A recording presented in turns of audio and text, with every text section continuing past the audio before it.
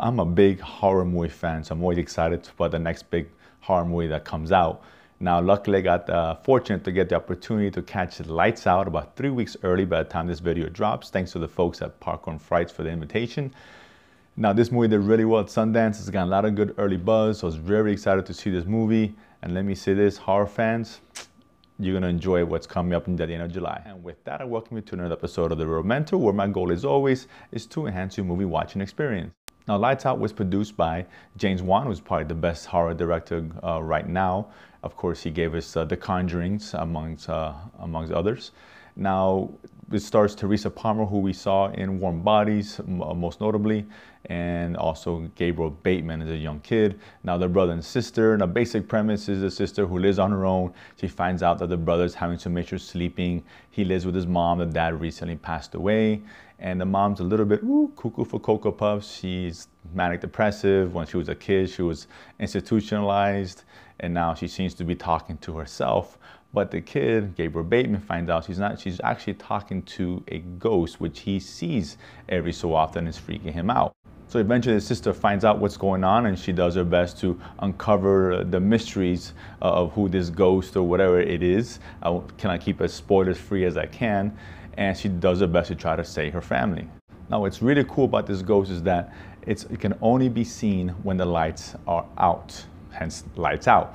And now you turn the lights on and it goes away, which adds to adds a little bit different element to your typical horror movie. Now, this in the hands of a more veteran director, I could have really seen this taking it to a whole new level. But the director, David Sandberg, this is his first feature-length film. He did a really nice job overall, and this is the only negative I'll say, is that he probably could have given us much better direction as far as giving us different angles and utilizing that concept of the lights on, lights out to even a higher level. But that notwithstanding, make no mistake, this is a really good horror movie. Again, like I always say, a horror movie doesn't have to be a great film. It just needs to be scary, and this movie does that. It's really going to scare a lot of people out there. This is the kind of movie where you're going to be afraid to get home and leave the lights off when you go to bed. Now, besides delivering the scares, this movie does a good job of keeping its identity. It knows what it is. It's a small horror movie. It doesn't go too much. The story is simple. Basically got 4 characters for the most part in the movie. It goes into the mysteries and as dig into the past of what's going on, but doesn't overburden you with too much details or convoluted plots. It keeps it simple and just gives you just enough to kind of make you understand what's happening, who this ghost is or what it is.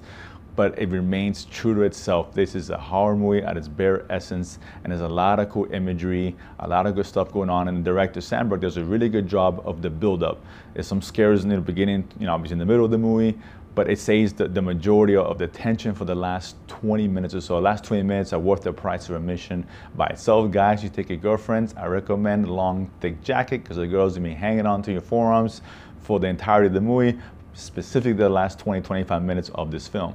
And that's the beauty of this movie. It's a great little horror film, simple, concise, doesn't try to, there are some cheap scares and a lot of them are calculated, they're telegraphed, you know when it's coming, but most horror movies you can always kind of tell when something's going to happen, but that's okay. It's on the execution, and the execution is very well done here.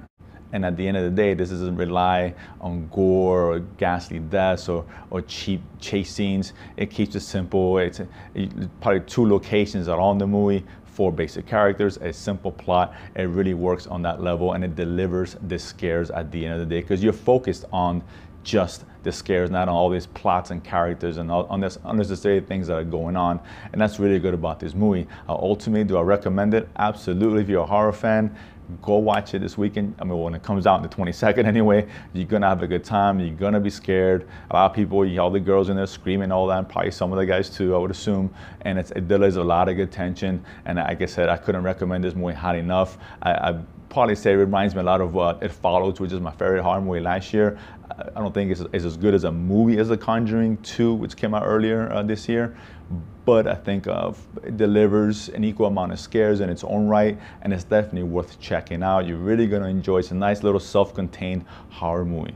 So at the end of the day, if you guys watch and enjoy it, please comment below. I want to hear your thoughts about it. And of course, as always, subscribe below and feed my need to go to the movies and talk about it afterwards. See you guys next time.